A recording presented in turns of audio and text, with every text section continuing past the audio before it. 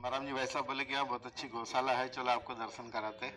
इस बहाने आप सभी के दर्शन करने का हम लोगों को मतलब अवसर प्राप्त हुआ है। चूँकि हम लोग भी मतलब यही आप लोग जो काम कर रहे हैं, हम लोग भी मतलब साथ साथ में हम सर्विस के साथ साथ में हम लोग काम करते हैं। तो आइए एक गीत एक दो अंतरे का, उसके बाद में अपन चर्चा करेंगे। आज युवाओं पे देश, समाज और संस्कृति की महत्वपूर्ण जिम्मेदारी आ पड़ी है, इसलिए युवा जागरण के संबंध में एक गीत गाएंगे।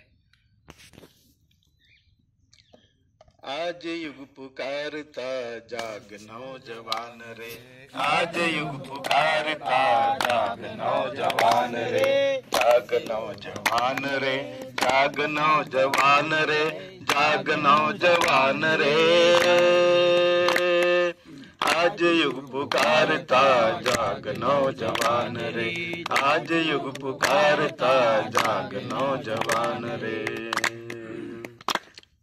दुर्दशा ग्रसित समाज हाय छटपटा रहा, भ्रष्ट हुआ तंत्र राज संपदा मिटा रहा।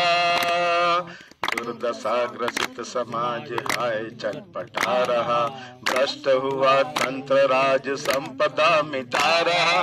क्या नहीं रहा जवान खून में उफान रे, क्या नहीं रहा जवान खून में उफान रे। आज युग पुकारता जाग नौजवान रे, आज युग पुकारता जाग नौजवान रे।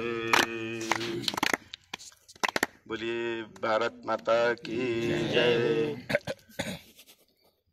आइए गायत्री महामंत्र सभी लोग एक साथ एक स्वर में बोलेंगे। गायत्री महामंत्र को भाइयों बहनों पारस कहा गया है, कल्पवृक्ष कहा गया है, कामधेनु कहा गया है। भगवान राम ने, भगवान कृष्ण ने, लवकुश ने, ध्रुव प्रहलाद ने जो आंतरिक शक्तियों का जागरण करके नर से नारायण बने, इसी महामंत्र के ऊर्जा के माध्यम से जो है अपने आप को विकसित किया है।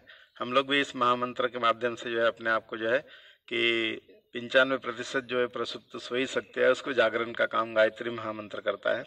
तो आइए गायत्री महामंत्र का उच्चारण सभी लोग एक साथ एक स्वर में करेंगे। गायत्री मंत्र के देवता सूर्य भगवान है, जो सभी को जो है प्रकाश, प्रेरणा, ऊर्जा, गतिशीलता प्रदान करते हैं। ओम भूर्भुवः स्वः तत्सवितुर्वरेण्यं भर्गो देवस्य धीमहि धियो यो न प्रचोदयात्। आइए भाइयों, हम लोगों का जन्म एक ऐसे समय में हुआ है जब भगवान जो है अपना जो उनका संकल्प होता है, यदा यदा हि धर्मस्य ग्लानिर्भवति भारत अभ्युत्थानम् अधर्मस्य तदात्मानं सृजाम्यहम्, उस संकल्प पूरा करने के लिए भगवान आते हैं। जिस समय स्वरूप रूप से राक्षस से अपना राक्षस थे, रावण, कंस, दुर्योधन, दुशासन, जरासंध, उस समय भगवान ने तीर कमान से, तलवार से, सुदर्शन चक्र से उनका संहार किया। और जब जन जन के मन मन में असुर प्रवृत्तियां घुस गई, तो ऐसे समय में विचार क्रांति अभियान के रूप में, ब्रेन वाशिंग अभियान के रूप में प्रज्ञा अवतार का, कल्कि अवतार का मतलब जन्म हुआ। और देवात्मा हिमालय के संसद ने जो है उन्हें जन्म लेने के लिए उन्हें अवतरित किया। और जो भगवान रामकृष्ण परमहंस थे, भगवान समर्थ गुरु रामदास, कबीरदास जी जो थे, इनका अगला अवतार जो है प्रज्ञा अवतार के रूप में। और बुद्धावतार जो हुआ है 20 कलाओं का अवतार, जिसको कहा गया है कि जिस समय धर्म क्षेत्र में विकृति आ गई थी, यज्ञ में पशु बलि होने लगी थी, तो ऐसे समय में भगवान बुद्ध ने अवतरण लिया और बुद्धम शरणम गच्छामि, धम्मम शरणम गच्छामि, संघम शरणम गच्छामि। यज्ञ में पशु बलि होने लगी थी, तो उस समय भगवान बुद्ध ने बोला कि भाई ऐसे वेदों को मैं नहीं मानता जिसमें ऐसे पशु बलि का जिसमें विधान होगा। तो बोले ये वेद तो भगवान ने लिखे। बोले मैं ऐसे भगवान को भी नहीं मानता जिसने ऐसे वेद लिखे हो कि जिसमें पशु बलि मतलब करवाई जाती हो। तो बोले ये तो ये भगवान ने बनाया। बोले मैं भगवान को भी नहीं मानता। और उन्होंने जो है कि उस समय सारा कुरीति और पाखंड जो है सबको मतलब बंद करने के लिए उनको यज्ञ मतलब बंद करना पड़ा था उस समय। और बुद्धि की शरण में जाने के लिए, विवेक की शरण में जाने के लिए कहा गया था। और धर्म के माध्यम से संगठित होने के लिए कहा गया था। और वो भगवान बुद्ध का 20 कलाओं का अवतार था, जिन्होंने अपने बेटे बेटियों के माध्यम से और राजा अशोक के माध्यम से उन्होंने करीब 12-13 देशों तक मतलब जो भगवान अपना बुद्ध जी ने अपना मतलब विचार फैलाए। उसी का जो पूर्वार्ध था वो ये उत्तरार्ध है प्रज्ञा अवतार। जब कलयुग के अंदर इतनी 2000 साल में इतना अनाचार, पापाचार, अत्याचार और इतना मतलब भ्रष्टाचार और हमारे देश समाज संस्कृति की जब इतनी दुर्दशा हो गई, हमारे धर्म ग्रंथ में तरह तरह से विकृतियां मतलब प्रवेश करवा दी गई, तो ऐसे समय में कोई ग्रंथ कुछ कहता है, कोई संत कुछ कहता है, तो हम अपना मतलब किस तरह से हम अपना कौन सी दिनचर्या का पालन करें कि कौन से सिद्धांतों को अपनाएं। तो इसके लिए फिर भगवान प्रज्ञावतार के रूप में गुरुदेव का मतलब जन्म, उन्होंने प्रचंड तप किया। प्रजापति ब्रह्मा जी के बाद में सबसे अधिक तप परम पूज्य गुरुदेव ने किया है।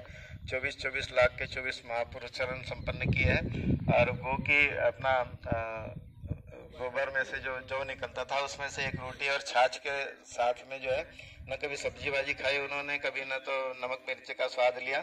और 24 साल तक प्रचंड तप किया। और उसके तप की शक्ति से उन्होंने साहित्य करीब 3200 किताबें लिखी है। 4 वेदों का भाष्य किया है, 108 उपनिषदों का भाष्य किया है, 18 पुराणों का भाष्य किया है, गीता स्मृतियों का भाष्य किया है। और जितने कर्मकांड थे जिसमें कि तरह तरह से मतलब विकृतियां थी, लोभ लालच और दान दक्षिणा प्रधान जो मतलब कर्मकांड थे, उसको वैज्ञानिक ढंग से उसको तर्क तथ्य प्रमाण सहित जो है कि जनमानस के मतलब कल्याण के लिए, उत्थान के लिए, जनमानस के लिए मतलब लोग कल्याणार्थ जो है उसमें भी मतलब संशोधन करके उसको वैज्ञानिक आधार पे वर्तमान कलयुग के हिसाब से श्रीमद् भागवत कथा है, रामायण की प्रगतिशील प्रेरणा है, सत्यनारायण कथा है, कर्मकांड भास्कर है। तो ये परम पूज्य गुरुदेव ने सारा आर्ष साहित्य परिवर्तन कर दिया है, जिसमें जो है कि तर्क तथ्य प्रमाण सहित अगर हम कुछ करते हैं, तो अगर मान लीजिए हम मंत्र जाप करते हैं तो क्या होगा।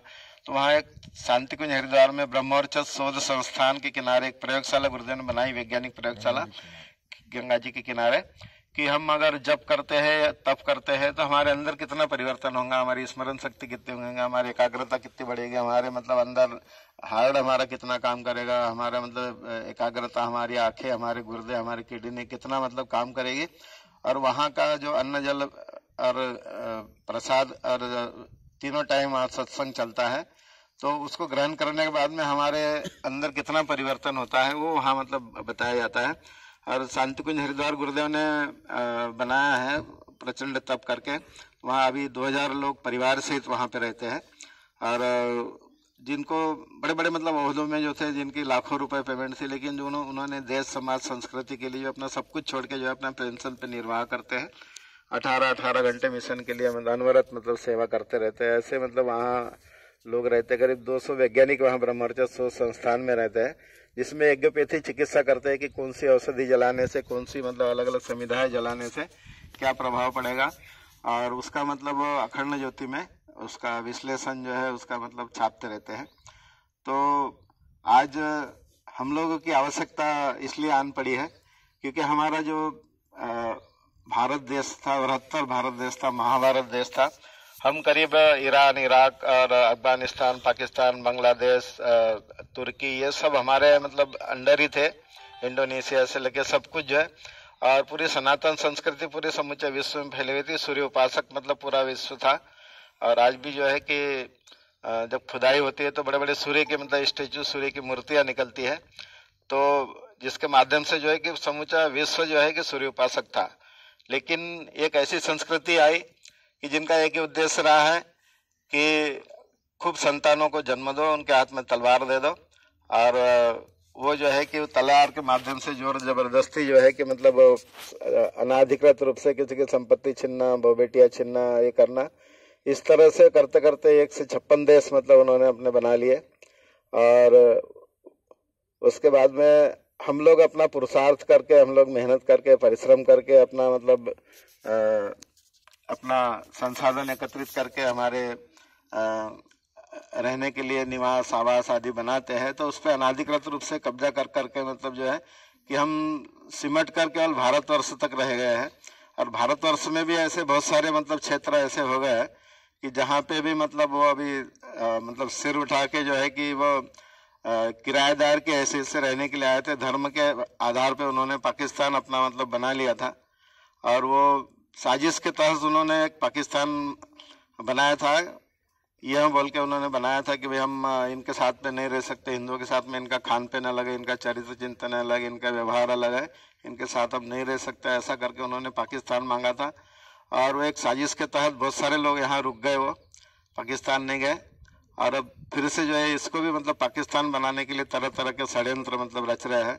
उनकी किताब जो अभी वसीम रिजवी जी जो है कि उन्होंने सनातन संस्कृति की ओर कन्वर्ट हुए हैं, और उन्होंने फिर से मतलब अपना त्यागी जी, जितेंद्र त्यागी जी अपना नाम रखा है। और इस क्षेत्र में जो है कि अपना यति नरसिंहानंद सरस्वती जी, उन्होंने भी वो मास्को से उन्होंने इंजीनियरिंग की थी, गणित में इंजीनियरिंग की। उसके बाद में वो संत बने डासना में। उन्होंने देखा कि देखते देखते 20-25 साल में करीब 25 मस्जिदें वहाँ बन गई, और वो एक ही मंदिर था। तो